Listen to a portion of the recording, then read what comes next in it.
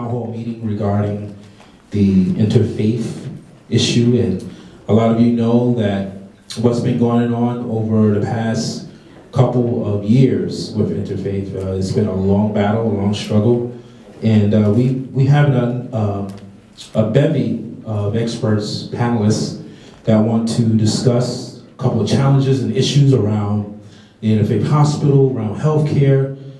Some of them are experienced in actually seeing some of the issues and challenges that hospital face turn around. So there's hope. So we definitely have hope. And before we begin with the panel of speakers, we would like to have our Minister Barbara Webb. If Mother Webb can come up front and just give us a formal welcome to everyone that's here, and we will get started.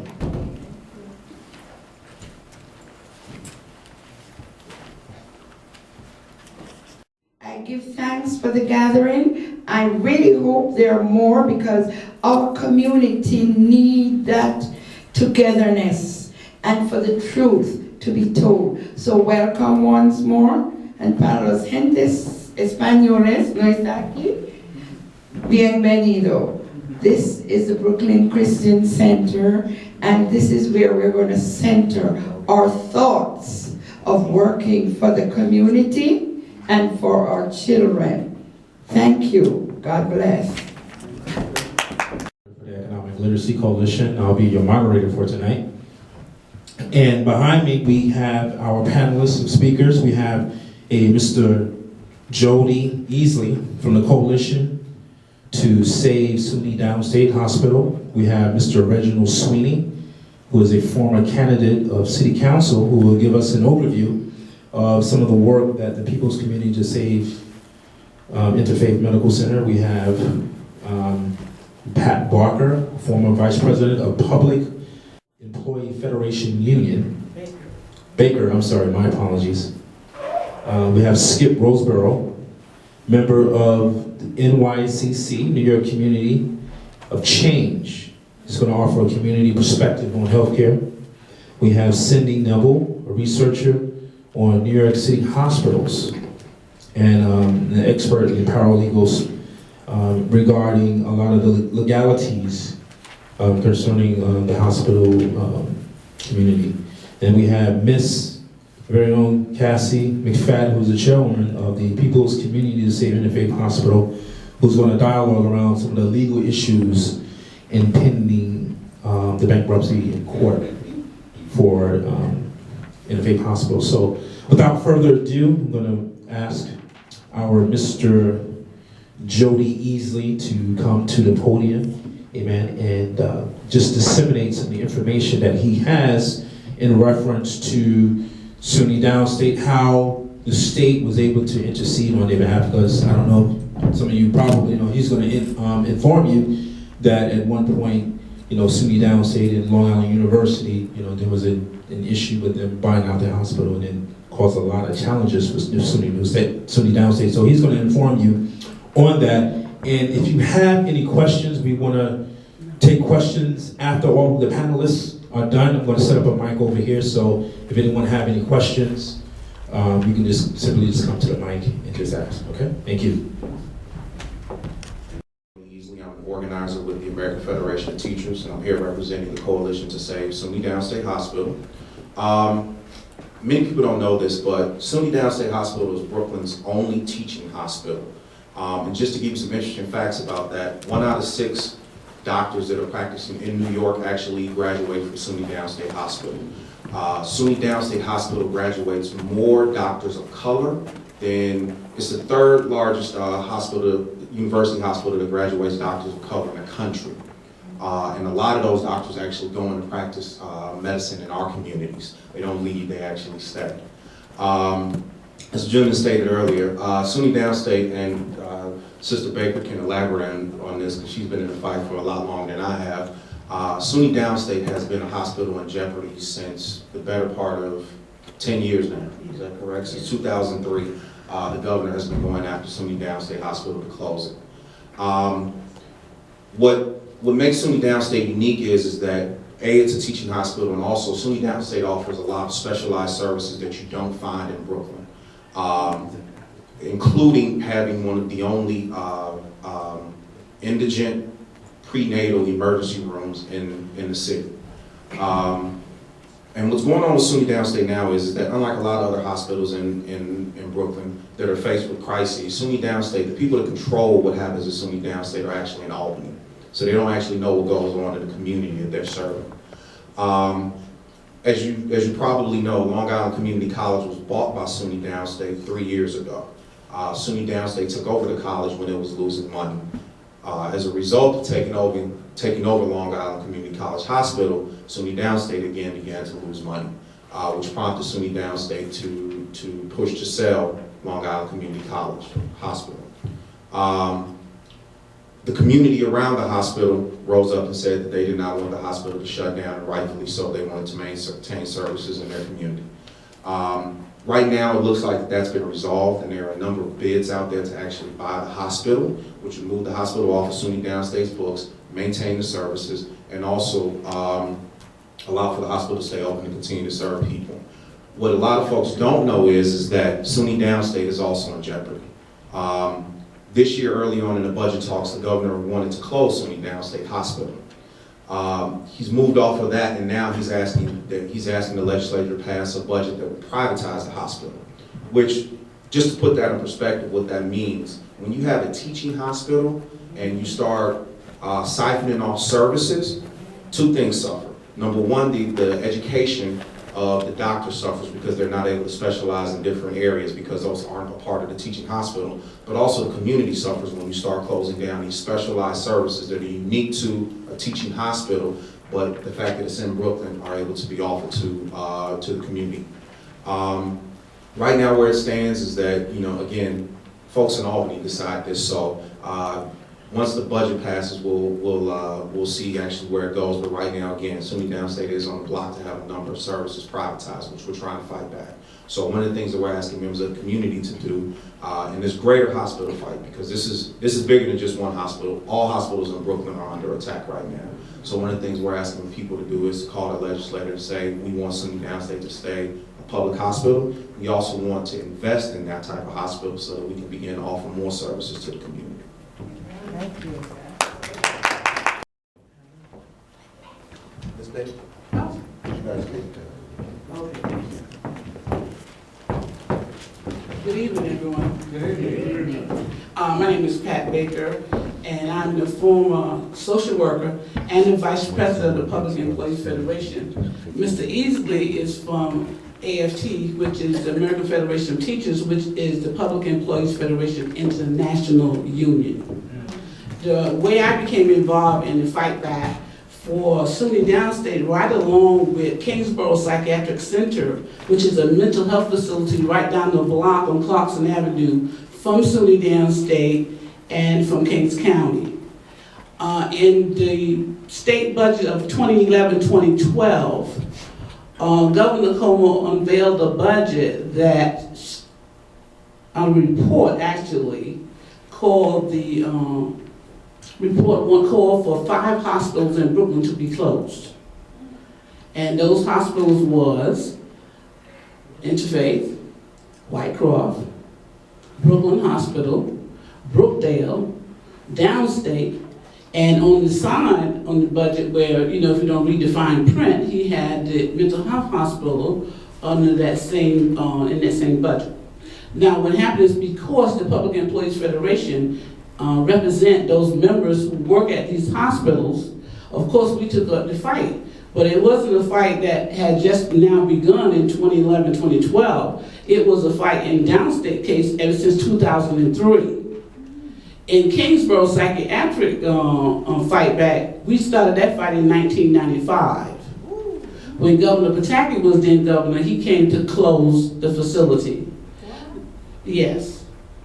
And because we was involved with the community, with the people who work at the facilities and at the hospital downstate, and we made, and I have to say this, we made our legislators take up the fight with us, we were able to keep these places open.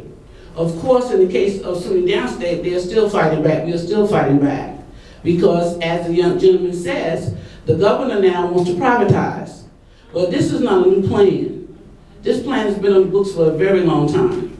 He wants to privatize not only hospitals, but more than that, he wants to privatize a lot of your services that you receive. Now, when you talk about Brooklyn and hospitals, once upon a time, Brooklyn had 26 hospitals. We are now down to 15.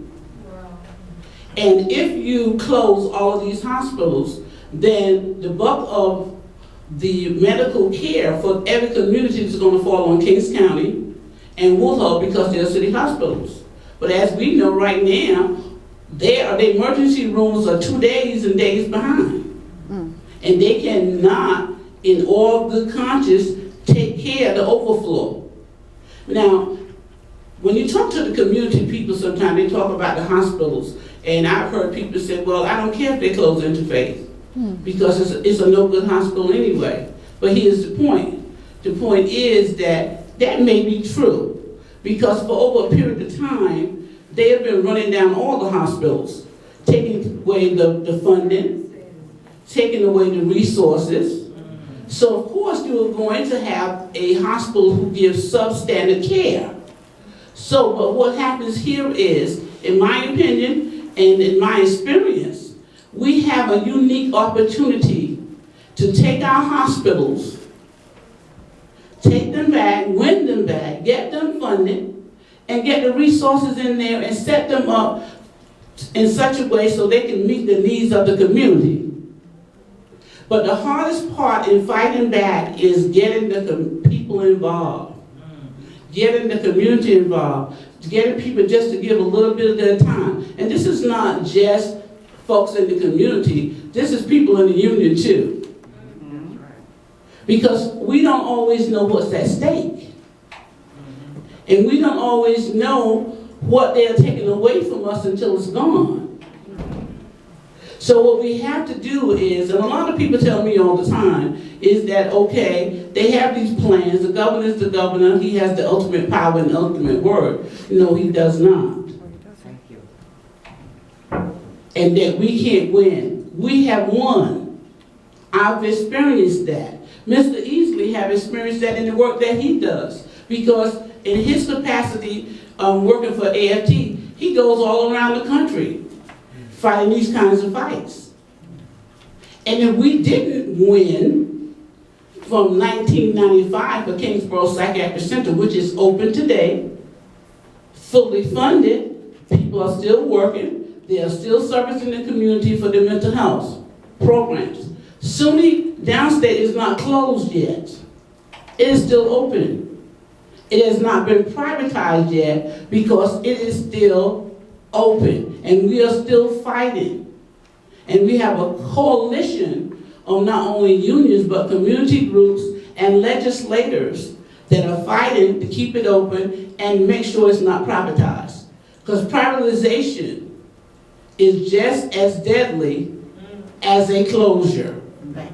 Worse. Yes. Worse. So, we must not give up hope.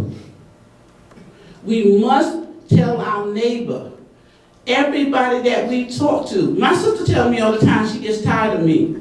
She said, because every time I turn around, you talking about some fight you were involved in. But you have to be. Because Brooklyn is growing in every way possible, shape, form, and fashion. But guess what? As they add to it, they're taking away. And it's happening in who neighborhoods? Our neighborhood. Our neighborhood.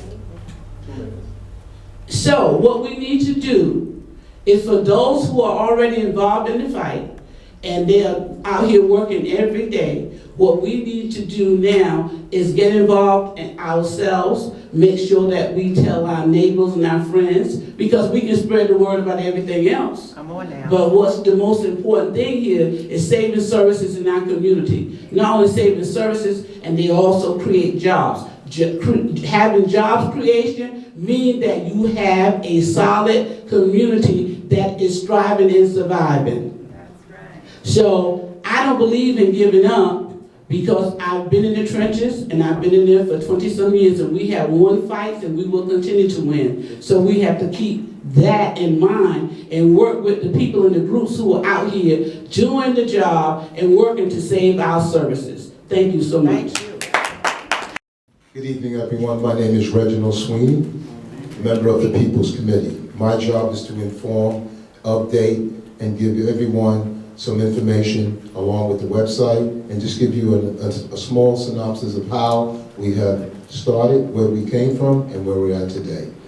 Okay, People's Committee. I went to a community board meeting, and I met two young ladies collecting petitions. Cassidy McFadden and another young lady. Connie Gassol. Connie Gassol. Their goal was to get 5,000 signatures in the support to save Interfaith. And in that quest, we achieved our 5,000 signatures. But while I was there, Cassidy said, hey, we need people to come out and show support. And that was the beginning of my journey in the movement. I believe that was 2009, maybe a little earlier. Those two individuals held a candlelight visual, and from the candlelight visual, we got the 5,000 petitions, signatures.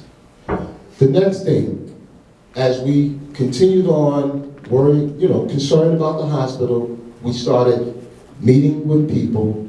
People started coming to our meetings, joining this group, and the group just started growing. I think it began with just 2 people, then 3 people, then 4 people, then 5 people, so on and so forth. Each individual that attended a meeting, where it was a strategy meeting, it was a meeting to just, hey, let's get together, let's talk about this issue, and let's strategize a long-term plan. While we all met, we all had one common goal, to save this hospital. At that point in time, we didn't have too many elected officials on this issue. We just started pounding the pavement, holding meetings, engaging the community, and our main goal was to be similar to like a think tank, but to engage the community. We couldn't let this happen. It was just, it wasn't gonna happen, so we fought. I have a few items, and what I wanna show you guys is, this is the journey. I mean, my folder is a little thick, but I was just trying to pull out some items and things on the progress. We have a letter that went out to our elected officials in March 2010. There was countless meetings and letters sent. We did a 500 signature campaign. We partnership with Community of Change. This is why Skip is here tonight. Our goal was to try to partner up with anyone that was concerned about this hospital. And that's what we did. Even when we started collecting funds, whether it be for mailing out letters, setting off certified mail, we were all charged with the most important thing was, how do we guarantee that whatever expenditures came through this group, that it would be kept strict in accordance with record keeping. And I just want to show you guys how this was a key food receipt that I was mandated in all of us, that if anybody put out any money, if we received any money, we were keeping strict records. And this goes back to 2000, well, this day was 2012. So just to be sure about how things were done within this small group, we were making sure that whatever expenditures came in, whatever mailing that was given out, mailed out, whatever certified mails, we kept a detailed record. We've had town hall meetings.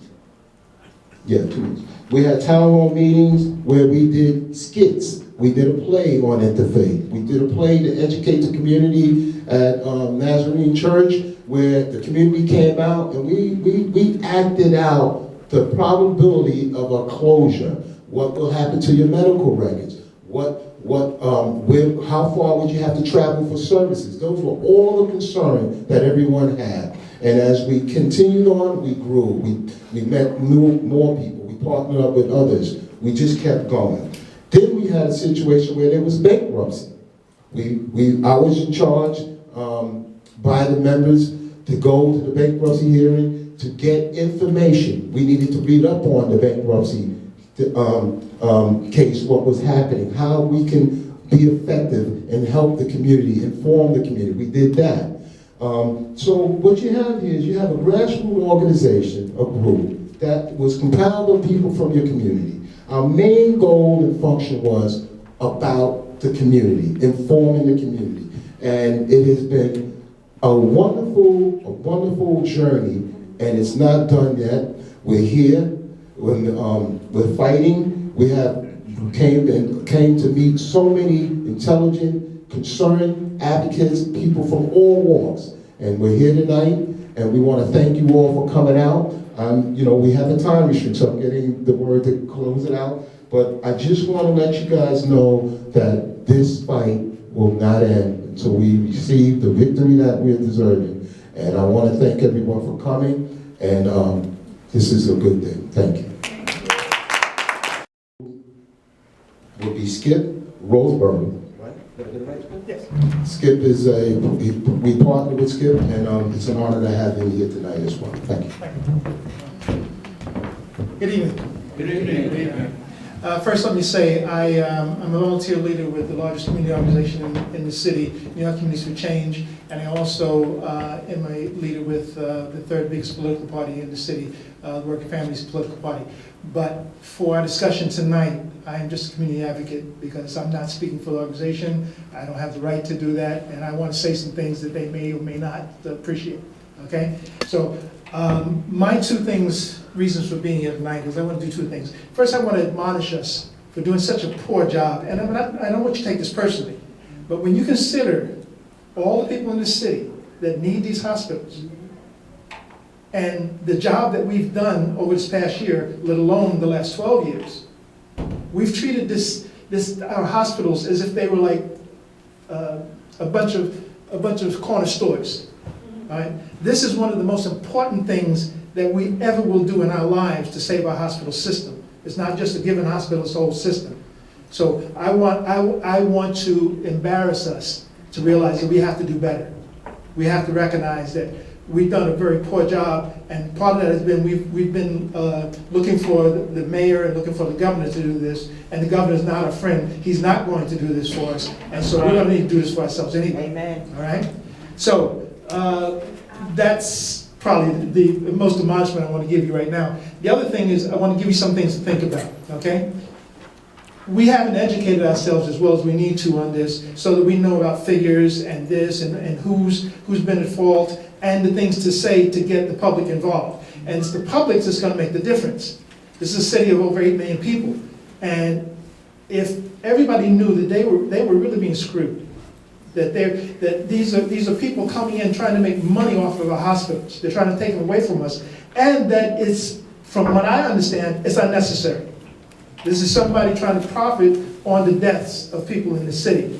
And we need to recognize that so that we make a greater effort to go out there and make our neighbors know that this is not just the fight of the people in this room. This is the fight of every single person in the city.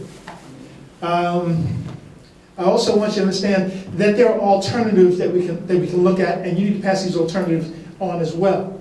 They're acting like these hospitals are dying and there's nothing we can do about it, there's no alternatives. Well, some years ago, one of my organizations, we proposed when we were in an economic downturn that we would, use the commuter tax that would bring revenue, that we would tax Wall Street, a couple of cents on each transaction.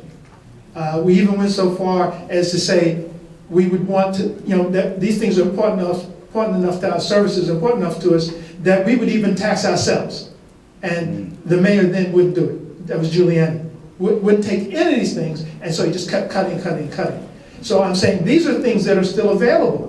So why aren't these things being discussed by a mayor and a governor? All right? The mayor's a personal friend of mine. I've known him for about 14 years. And I don't want to get in the way of what he's doing, but this is too important for us not to know what he's doing and to have some input. Okay? I believe he's a good man, but I don't believe he has all the information that he needs to make a good decision. And if we're not there pushing him up and pressing him, then he can't use us as an example of why he's forced to do what we need. Okay, so those things. So let me just give you a few things here. I wrote some stuff here, and I was trying to type it up, and I only got through part of it, but I call this Getting Real About New York Hospitals. The battle is much larger than the loss of 2 to 6 hospitals that are on the chopping block. This is about the destruction and domino effect that their loss will have on surrounding hospitals and the likelihood of destroying the whole hospital system. You hear what I'm saying? We've lost, what, 15? You know, how many more can we lose before it crumbles? All right. This is about stopping the piecemealing and penny pinching that we've been doing and realizing that we're in a true crisis and need to come up with a unified and bold plan to save our local and national health care system. Perhaps rather than a handful of organizations fighting for leftover pieces of pie, we can form a grand coalition to actually save the day. This could be repeated on a national level and even have even greater impact. Now I'm going to skip some here because I've been talking a while, but there's some here I really like you to understand. You have a little time. Okay, the bottom line is that from the federal government on down to our local organizations, we are giving the potential loss of our hospitals little more of effort and money than if they were a handful of local corner stores. Also, why would we allow those who have been effectively trying to destroy our hospitals to choose their own successors, at least without our input? All right? Does that make sense? None. Yeah. A friend and I, we talk about this almost every night, to the point where we have to take a couple weeks off every now and then.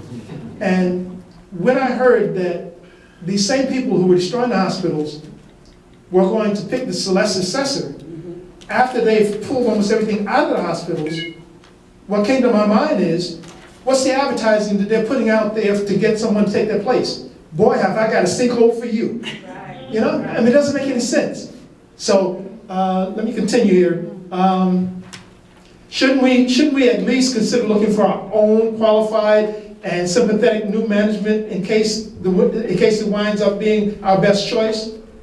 We haven't hired any experts to help us guide us. We haven't forced our opponents to open their books so we can see what they're doing. We haven't looked for potential buyers that fit our own criteria, and we haven't demanded that the governor satisfy our hospital needs, or get out of, or that he should get out of the way, because if he won't, we should do it ourselves. We need to think of our hospitals more like we cherish other city infrastructures. We don't abandon bridges and tunnels because the upkeep continues to mount.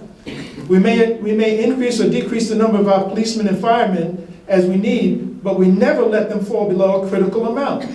Our streets develop potholes and need ongoing care, yet we don't abandon them.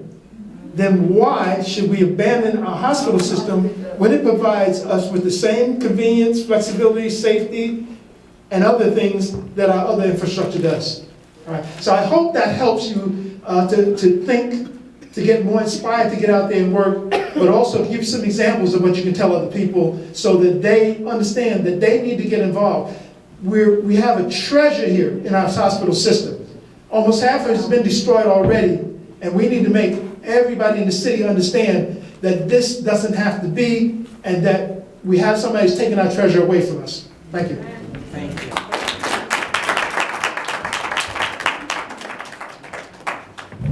Okay, we want to thank you, Skip, for that. Each speaker will allow 10 minutes.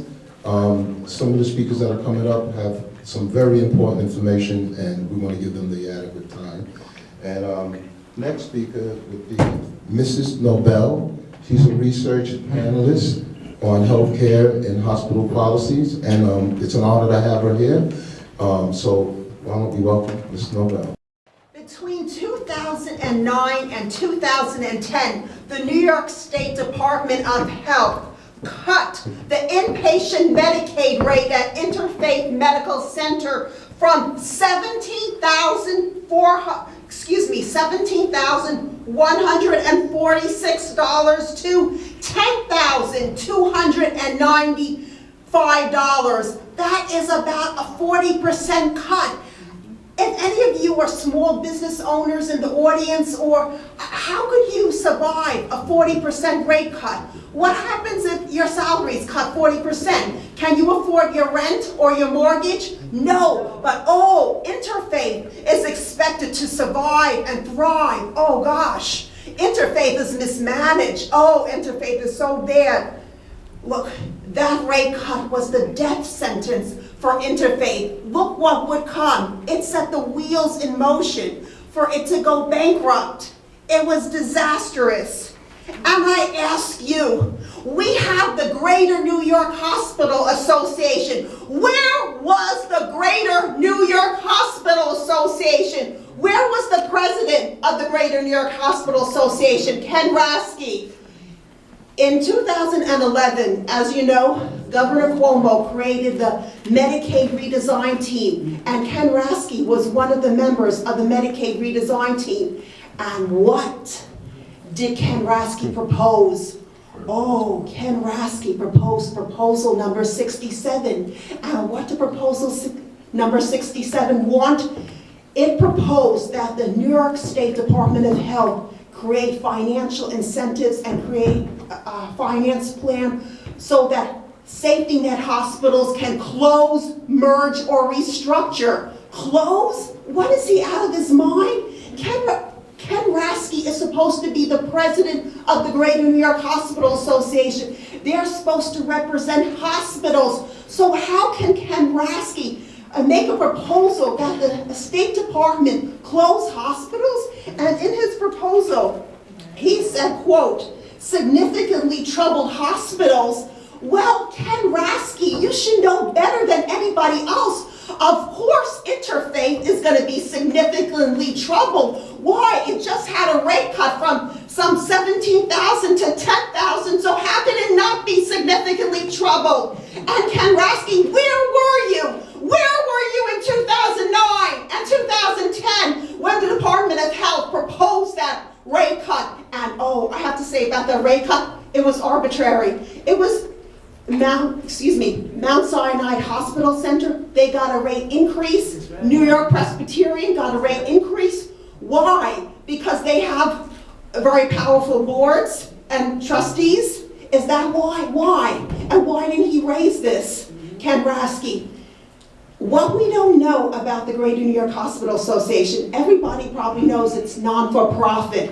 However, they own for-profit companies, including a healthcare consulting company, a for-profit healthcare consulting company, Nexor Consulting. Nexor Consulting was created in 2003, the same year that then Governor Pataki first asked Stephen Berger, investment banker Stephen Berger, to begin looking at right-sizing hospitals and restructuring hospitals.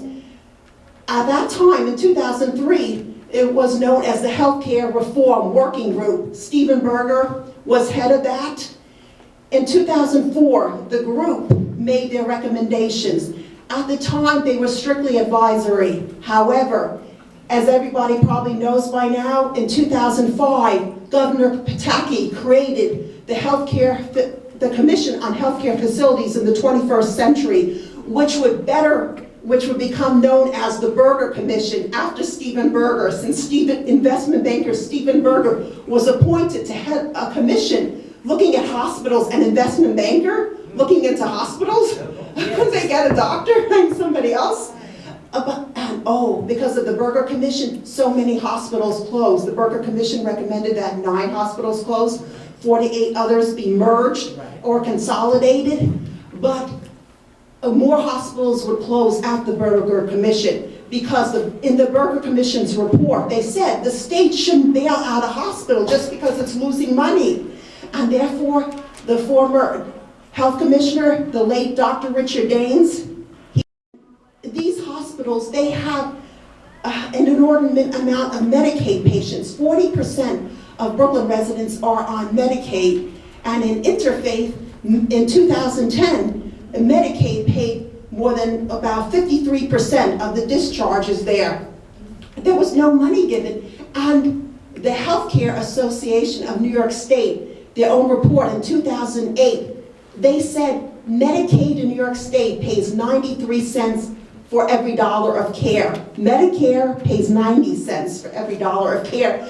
So how are these hospitals supposed to survive? And Interfaith, they only have about 7% of patients with commercial private insurance. How can they survive? They can't. But let's get back to this. Why does the Greater New York Hospital Association, why do they have this for-profit healthcare consulting company? And what's so bad about this is that the Greater New York Hospital Association, they're such a powerful voice in Albany. They go to the governor, they go to all these senators, they go to all these assemblymen, but they go to them under the guise of representing public hospitals, non-for-profit hospitals. It's always as a nonprofit, so they speak as a nonprofit. But it's very troubling, to say the least, that they represent, that they have this for-profit Nextra, because on information and belief, Nextra makes money right-sizing, restructuring, downsizing hospitals. That's how they make their money. And you go to the, go look at the tax returns, the IRS Form 990s for the Greater New York Hospital Association. Ken Rasky made $0 from the nonprofit Greater New York Hospital Association. Now, is Ken Rasky altruistic? Is he doing this just for his own good? No. All his salary was paid by the for-profits that the Greater New York Hospital Association owns. The for-profits, the Nextra consulting companies in which they have a financial incentive to make money. Restructuring, right-sizing, downsizing hospitals. And what's better yet? The government actually provides some of this money to restructure hospitals, because in order to implement the changes that the Berger Commission recommended, closing hospitals, merging hospitals, the federal government and the state, they gave $1.5 billion in an F-sharp grant to facilitate all these right-sizings. And also, the state government gave HEAL grants. They gave money. But where did all this money go? We have to look at this. How much money went to Nextra Consulting? That's a really good question. I hope, as they say, sunlight is the best disinfectant. People have to know this. And where were all the journalists? Where were all the newspapers, the media, when Governor Cuomo proposed the Medicaid redesign team? And this proposal number 67, then the journalists read it and say, oh, the author, Ken Rasky of the Greater New York Hospital Association, why didn't the light bulb click? Why didn't they say, what is the president of a hospital association doing, proposing to close hospitals? We need better journalists. We need good investigative journalists. And this is something that U.S. Attorney Preet Baraha said when he was talking about all the corruption in Albany, where the journalists now, many of them, they just read the PR firms' press releases. This is, we've got to get onto this. I know I've been talking a lot. Okay?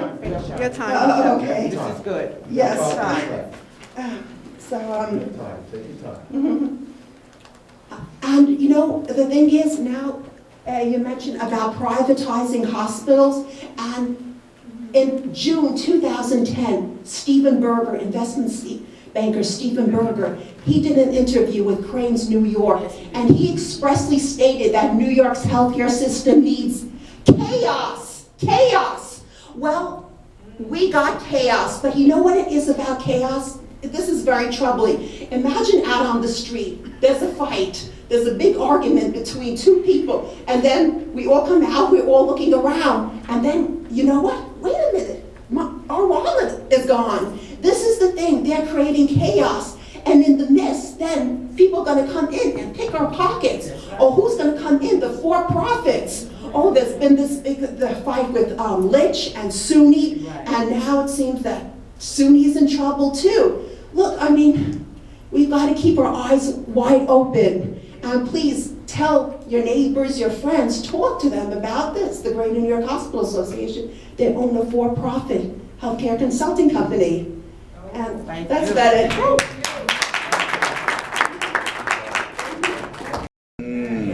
What's a wonderful thing is as we move forward with this movement and things, we come along to meet wonderful people like Ms. Nobel, as far as researching and things like that, and that is a tremendous help to this community and to everyone that is concerned about the hospitals. Along with what Skip stated, how we need to get proactive, do things on behalf of ourselves, which is a major, major plus in informing people how you need to vote. Ladies and gentlemen, we have the great Mr. Reverend Diller here. Yes. Pastor of this wonderful church. We want to just acknowledge him. I'd like to acknowledge any other pastors from other congregations that showed up today. We appreciate that. You know, that's just trying to get the word out and help, you know, pass it on, let everybody know in your congregation what we're doing and how the help that we need. So, without further ado, we'd like to bring up a young lady that many people have gotten to know one way or the other.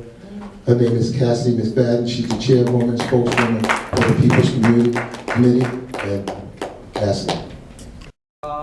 And I want to thank you all who showed up. You know, God doesn't, I'm a shorty, God doesn't look at numbers, not the way we look at it. But he looks at people who are committed. And that's what we're going to do tonight. Everybody that's present tonight will leave here with some type of assignment because this movement is going to build. I just want to say this much. I met Cindy indirectly. I passed her a note when I was at a town hall meeting about, 2 weeks ago?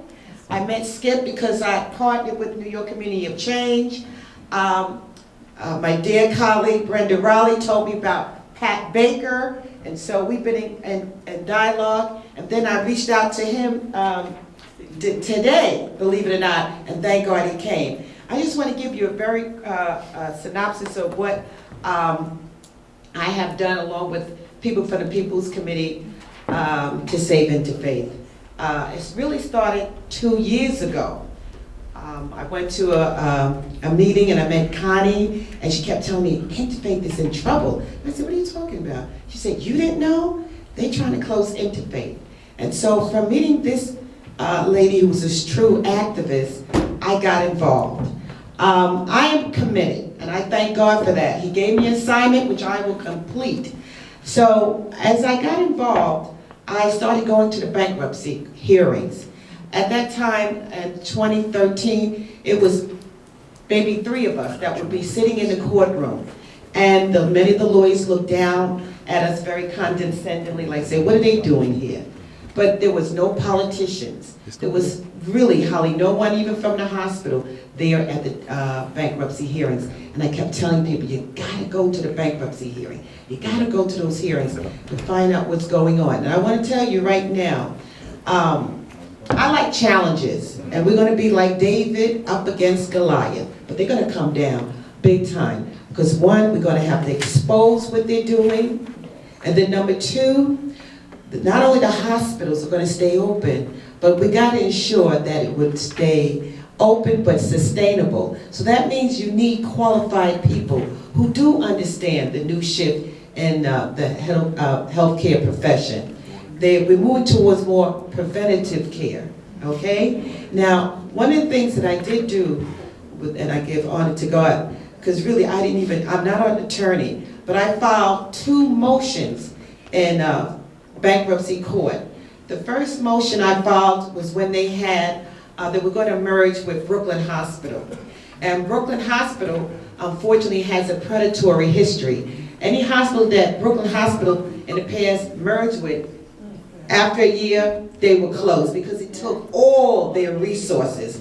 So I literally hacked the legal documents and the paperwork, and I said, God, I don't know what to do. You got to tell me what to do.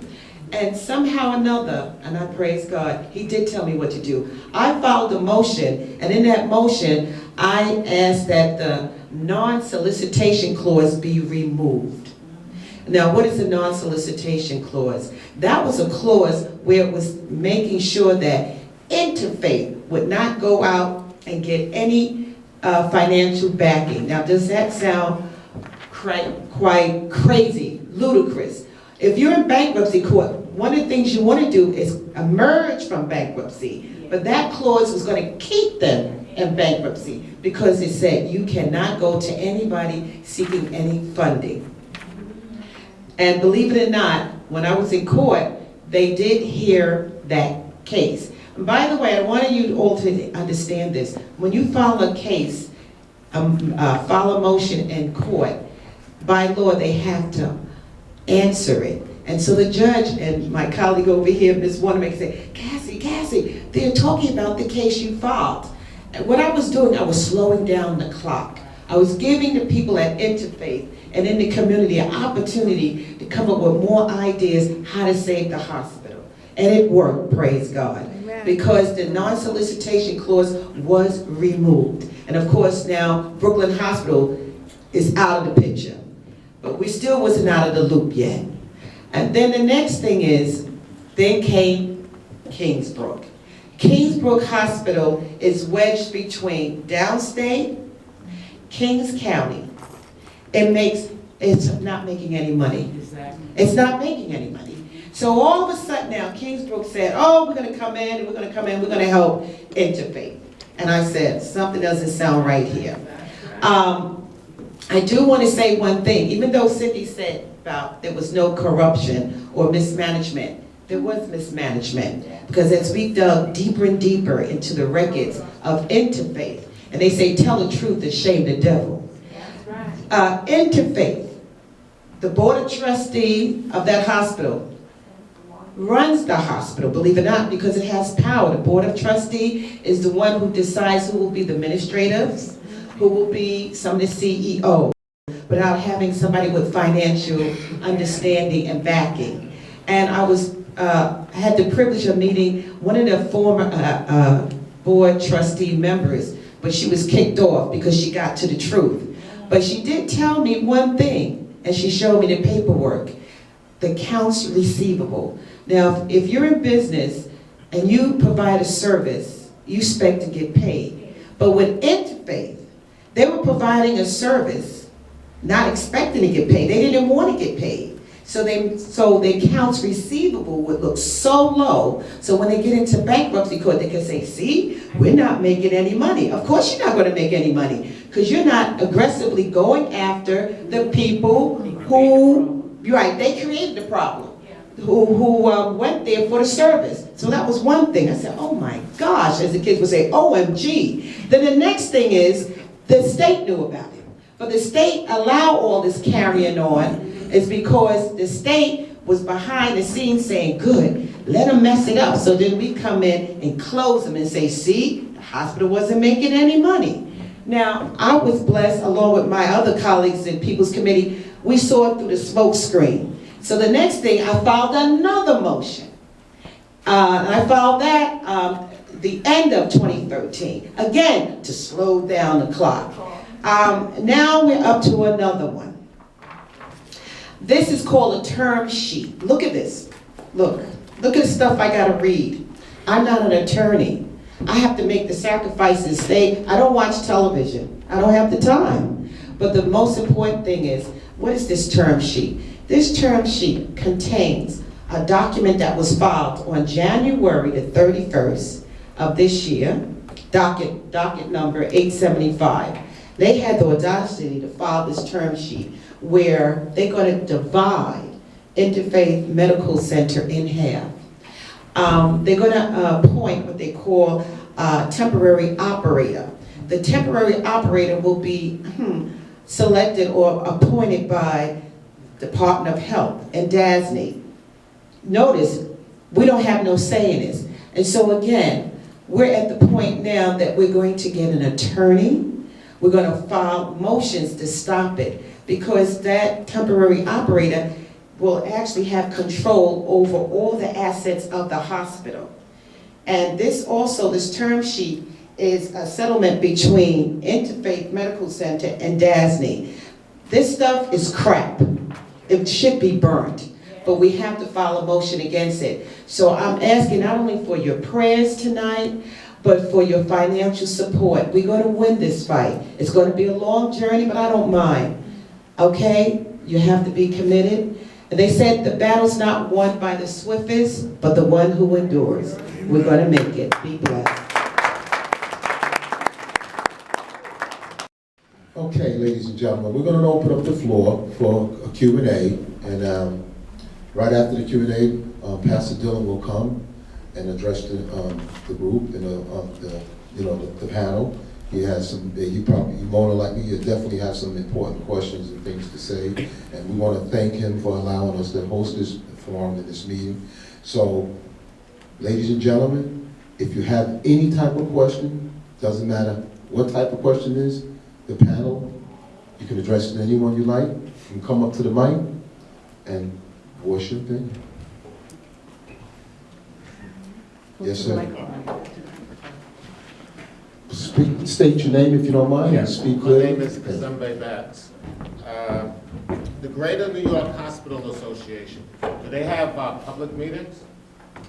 I don't believe that they do, no. They testify a lot in Albany. No. All right. Gentlemen in the back, you must come forward, please. Speak in the mic.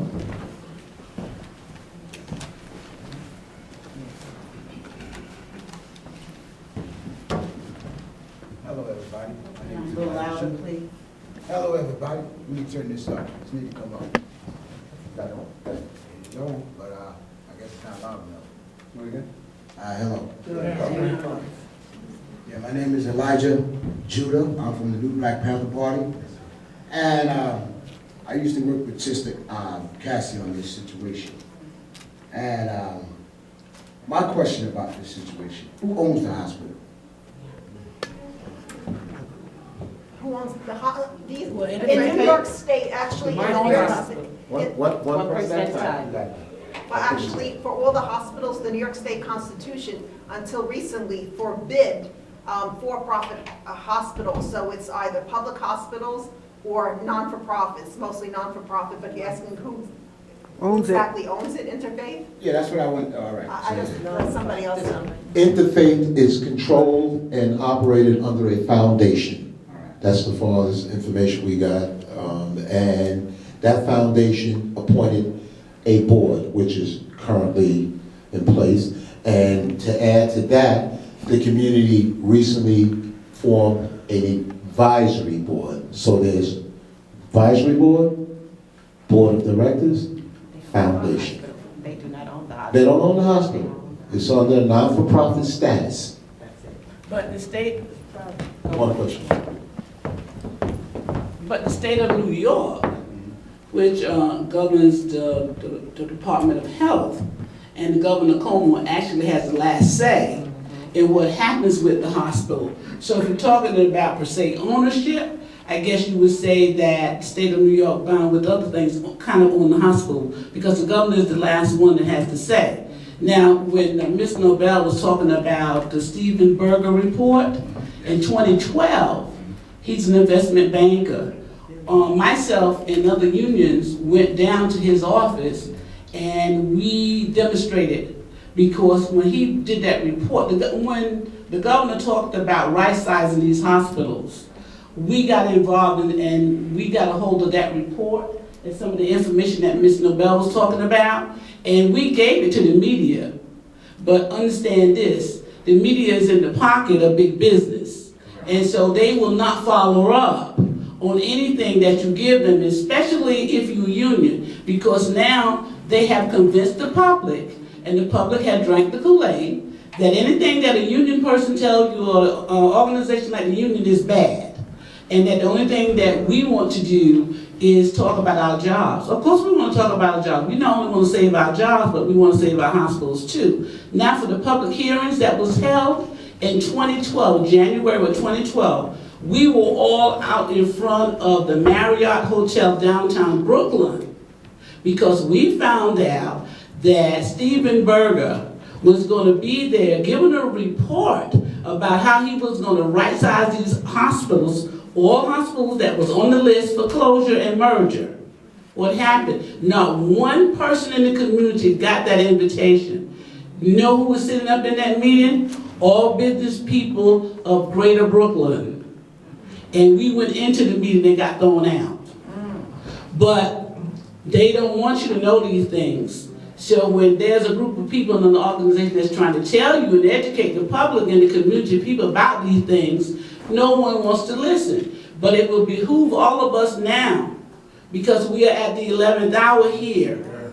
Here's what happens all the time. They create the problem. Then they come to you and say, this is the solution and the answer to the problem. And everybody is what? Laboring under the whole illusion that they do have the answer. But only thing that now is happening is that Ms. Nobel hit it right on the head. Every bit of information she gave you all was nothing but the truth and facts. It's all about profit. Can we vote him out? Can we vote him out? Well, we're gonna organize on that. All right, because I just want to say one more thing. I think what we need to do, we organizing on this dealing with the administration. I think we need to organize with the community. We need to have a strategy. I'm telling you something, this place needs to be filled out with the youth. Thank See, you. we're not going nowhere with this until we start bringing these youth. Thank you. You see what I mean? Like it was during the civil rights movement, Right. during the apartheid in Africa. We Yes. have to bring our youth because Yes. they got the energy. Right. Y'all ain't got the energy. They can fight. All right? You see what I mean? Y'all got the wisdom, Right. but they got the energy. They got the youth. Yes. So what we need to do, we need to strategize. And as me being the commander of the new Black Panther Party here in Brooklyn, we can work together, get some flyers. We may have to get like 10,000 flyers up and go to the people between Bed-Stuy and Crown Heights and start door to door and start talking to these people and really get them involved, just like it was during the civil rights movement. And once we get them, then we can. Appreciate that. You're absolutely right. I worked with this brother on a few projects. I just want to say, I'm a foot soldier. I literally have gone to people in the streets, and we were raising up $2,500 for the retainer. And because of going to people in the streets, and of course Reverend Dillon being so progressive, and his church having the forms, that we're less than $400 away from the retainer. And I give honor to God. So we're on point. We're gonna hit the street. And everything that you just stated we'd love to partner with you. Skip has a follow-up to your question, and we appreciate that comment that you made. I just want to clarify about who owns the hospital. The state has the final say on it, and generally it's the health and hospital. Health and hospital. Department of Health, but the governor is the one who actually says. But they have the right to assign people, profit and non-profit people, to come in and run the hospitals, and they can siphon off money, and they can take profit, they can run them into the ground, and so on. So even though they don't own the hospitals, they're able to do what they want to do with them. Thank you for your question, your brother. So I just want to say one more thing. If it's possible that we could buy this hospital, let's start buying this stuff. Well, one of those, that was a long-term request and proposal that we co-opted, in the sense that that was on the table a few years ago, and still out there. Got the next person that wants to ask a question. One thing that everyone is going to need to know in the coming future is, and I just printed this out and some other stuff. We have what they call the Medicaid redesign team, and try to research, Google it, to find out exactly what that is about, because that's changing how things are going to be done in this state. As the state loses revenue from the federal government, they try to cut costs, and they try to make amends with things, balance their books, but you must pay attention to the new prescription drug requirements and things like that. Your question, sir. John D. Smith. I just want to try to clarify one point in terms of who owns hospital. I used to work for a hospital as a paralegal. That's over 12 years past. And I can say that any hospital that is a not-for-profit is owned by we, the people. Who controls the hospital are those who are the greater donors. So the greater donors control who is on the hospital board, who are the officers, etc. So we must keep in mind that these are any non-for-profit entity, including arts, culture, and whatnot, We own it as citizens of the United States. But those who control it are those who have the highest amount of income and make the greatest donations. So you look at any entity, arts, entertainment, whatever, if it's not-for-profit, it's controlled by those who are greater donors. But we have a point, or our best interest is to keep on top and try to take advantage. One other thing I would suggest, when you're looking at hospitals, you should also look at their records and try to get to those records, because you can see, as I had experience with the hospital I worked with and retired because I saw some shenanigans. I worked at the executive office as a paralegal, and you can see what's going on. So go to the records, check the minutes, whatever means you can to get to the bottom of what's going on and who's taking what and who's doing what. Thank you, thank you. Well, on that note, you're right on point. We have some time remaining, we're on schedule. And to answer that, in our quest to unravel the maze, find out what's actually going on with the hospital, part of what you stated was requested. Part of what you stated was something that we were paying attention to, that we were eager to find out. A lot of roadblocks, but we kept persistent. We're here today, and that information you offered was, in fact, what we were aimed to do, and through the course of making moves and getting the community involved, we started unraveling some of that maze. I just want to say one more thing. Make sure it's a written document, Freedom of Information Act. Otherwise, they can procrastinate. Exactly. And part of what the People's Committee, and along with all of the other partners, that we hope and we pray that when it all is said and done, as I have a document that's the Coalition to Save Interfaith Medical Center, an alternative model hospital, the Interfaith Medical Center cooperative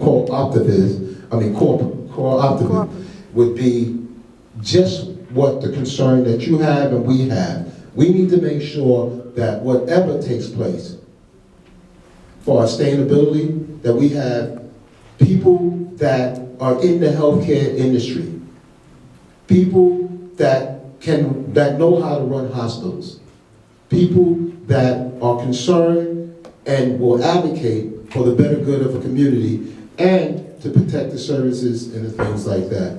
The floor is still open for questioning? Yes, ma'am. Yes, ma'am. You raise your hand. You can, I'll bring it to you. I'll bring it. Okay.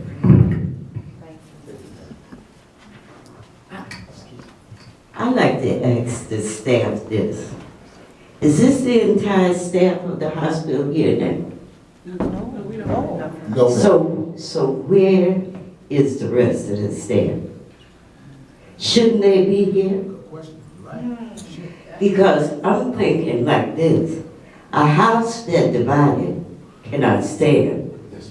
So do we have the entire staff members agree with what you guys are trying to pull off as far as the close of the hospital? Because unless you have, I'll say the majority of the people on board, you got a tough fight. We have a tough fight. So where is the rest of the staff? And are you trying to win the others over that's not in agreement? I think Cassie's going to answer that. Okay, thank you. That was the excellent question. Two of the people in the hospital and more joining are part of the People's Committee. But one of the problems that Interfaith is having is that, believe it or not, their union is not too effective. Matter of fact, their union actually signed off on the closure plan.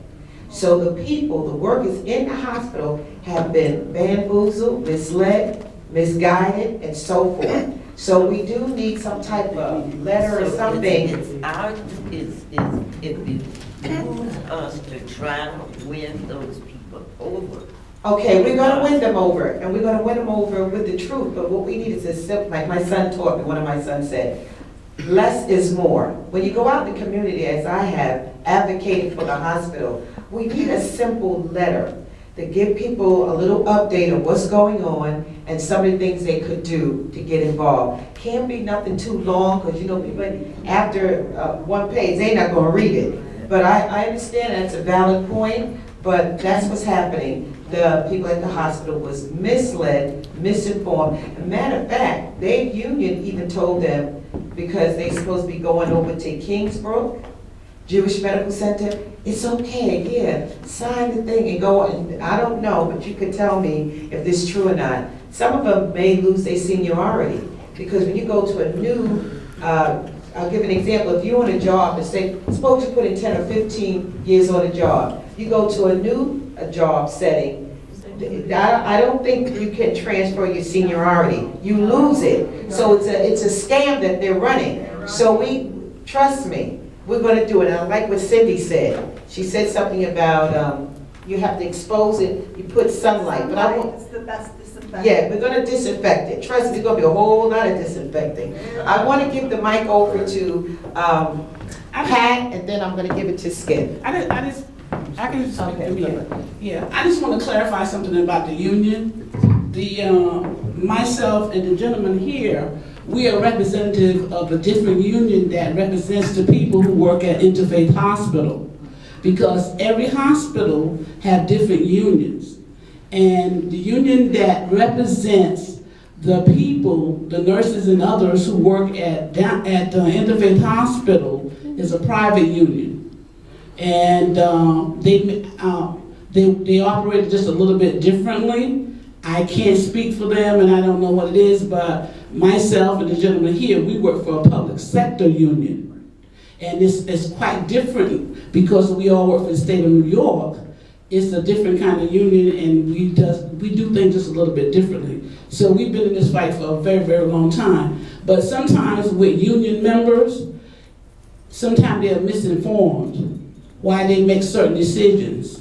And when folks are faced with the fact that you are going to lose your job, as opposed to someone tells you that, but we can send you over here from Interfaith, we can send you to Kingsbrook Jewish, then they have a different kind of way of how they receive the information and how they make a decision. So those are the things that have to, that people look at when they look at what's happening into these hospitals, because we all look at our survival first, and those are the kinds of things. After Skip, we're going to take one more question, and then we're going to bring up the pastor, Mr. Dillon. So we have Skip, one more question. This young lady, 1 minute each, because we want to close it out. We're on time. We're approaching that time. Skip, young lady behind him, and the young lady that was patient, and the gentleman there. One thing I think is very important to understand when you're talking about people from the hospital, as was mentioned, they are under constraints because they have to deal with where the union leadership is going. But more importantly, if this battle is going to be won for sure, it's going to be won by people in the street. There are not enough union members to push this at a level that we need to make it happen. It needs to be, when I first came up, we need to get out and make people understand that that their treasure is being stolen, that their future is being stolen, and they need to get junkyard dog mad and get out in the street. We haven't done that. We haven't let the people know. We need to get out and we need to put some money together and do advertising out there to let people know that the governor's not our friend, that the hospitals are stealing from us, and these hospitals can be self-sustaining, but they're being ripped out from under us, all right? So it's not going to be union members that are going to do it. They can help us, but we're the ones that are going to make the difference. There are over 8 million people in this city, and when you get 100,000 people, 500,000 people, 1 million people, then the governor can't stand on that. He wants to get higher office, and if there's 1 million people, 500,000 people out there, he's got to think about that if we're mad about this, he's not going to get in that higher office. All right? So it's not the union people, it's us. Amen. Right. Good. Okay. Next question. My question is, what is the end game after everything that's been said and done? Do we really want the hospital to stay private? We want it to be state-run? Today, when I was passing out flyers, and I went to a lot of the clinics that's operated by Interfaith Hospital, there was this false sense of security Yes. with a lot of employees, because when I was given flyers, it was like, oh, we're receiving money from the government. They thought everything was fine. So, I was a little surprised not seeing a lot of more people out tonight. So I think there's like a false sense of security of what's going on. They're thinking that everything is fine, everything is hunky-dory. So, in the end, what are we trying to accomplish? Well, to answer part of that question and to fully, basically that is the reason why you have a People's Committee. We don't see an end game until the victory is won, where that we have a new board, keeping the hospital open, services are maintained. Even the clinics that are fearing and they don't just understand. And that is part of the outreach, to let the community know, because a lot of the information has not been dispersed as it should be. A lot of us, as Skip has mentioned, haven't been able to be informed the way we should be. When we've been trying and doing that, and the end game is to keep this hospital open. And that's why we have council coming on board to give us some assistance. And as things develop, we stay on top of it. They push, we push. They push us, we push harder. So basically, tonight, informing more community members. Hopefully everybody go out and talk to their pastors, talk to the church, the letter campaign, the flyers will not stop until the governor understands. And it's an election year up in Albany. And we got 9 legislative seats that are still open. So by us hosting these forums and these meetings, it is making an impact. And once that attorney comes on board, then it'll be an illegal strategy prepared based on our standings. As far as the workers are concerned, we stated before at a meeting at another church that, yes, be union, be a part of that, but you still, as a citizen, need to know where you stand as far as your health care, because if that's not the case and you're not doing your own research, you're going to still be left in the dark. Also, one thing, when you said the federal government, you were talking about the Medicaid waiver, the $8 billion Medicaid waiver. I have to warn you about this Medicaid waiver. There's been so much deception. There's been so many false, deceptive, and misleading statements said, because they originally asked for a $10 billion waiver in August of 2012. They finally got $8 billion February 14, 2014. But until getting that, the politicians, Governor Cuomo especially, has made false statements. But make no mistake about it, this Medicaid waiver, it's not designed, if you go to the Medicaid redesign website, it's not designed to help hospitals, it is designed to destroy them. The Medicaid waiver, if you look at the literature, the language, it's going to hospitals that reduce their inpatient capacity at least 25%. Be very careful, because all these politicians, they have been used, some of them, and Ken Rasky, the president of the Great New York Hospital Association, he co-authored an editorial on September 13, 2013 in the Albany Times Union, saying, oh, if you Google Brooklyn hospitals, look, they're closing. There's been just so much deception, but please, the Medicaid waiver, the $8 billion, is designed to destroy hospitals. It's designed to expand primary care. Okay, and she's absolutely right, because once the email came down, everybody was a sign of relief. But one thing has happened since that money has been mentioned. All of the other hospitals that were never in trouble, now they're claiming that they got a broken leg. Now they're limping. So they're trying to get a piece of the pie, and you know how things work when it comes down to money. I'm going to take this young lady, we got one more person after her, and we're going to bring the pastor up, and we're going to keep it going. My question was about the 16 centers, and if anyone has gone, but I think Pastor has spoken about that, to let the community know that they need to be thinking about their unit that they need the service in their community. And he told me that a few of them has already been closed. So, Oh, and that, I'm not sure of that, but if you mention the facts, that is a fact. And what we are going to continue to do is to inform the people, to let them know that nothing's closed. And we actually had one time, really quickly, we went around telling everyone, stop saying that the hospital's gonna close. You know, you're saying that your hospital's gonna close, and, you know, lost your job, you got 1,500 people over there. yes. You got, and if you count the families that are gonna be affected by that, it's a problem. So please, we got that, and we appreciate that point you made. Next. No, what I wanted to say was the $8 billion that they gave us for that Medicaid. I work for Interfaith also. I've been there since '91, and when I came there, we had 12 clinics. Now we're down to 3. So they done been taking over the clinics. They said now Kingsbrook is trying to take over Bishop Walker Clinic, which is on Prospect and Clausen, and they said if they take that clinic, we have to give something, so they, you know, we're supposed to give something while they call themselves helping us out. But they're not helping us out if they take over Bishop Walker Clinic. For one thing, 90% of our patients is health, it takes health, has health first. Kingsbrook don't take health first. So it wouldn't help us, it would mess us up for one thing. And then second of all, with that $8 billion that they gave us, they saying with that money, they give us that money and we have to downsize. So the hospital will remain open, but we're gonna have to downsize our beds. Employees, of course, gonna have to get laid off because if it's less patients, it's less workers. So it's not helping us, and you're right. And when we read the bankruptcy documentation and Kingsbrook came in, we knew that Kingsbrook wasn't a perfect fit for the hospital.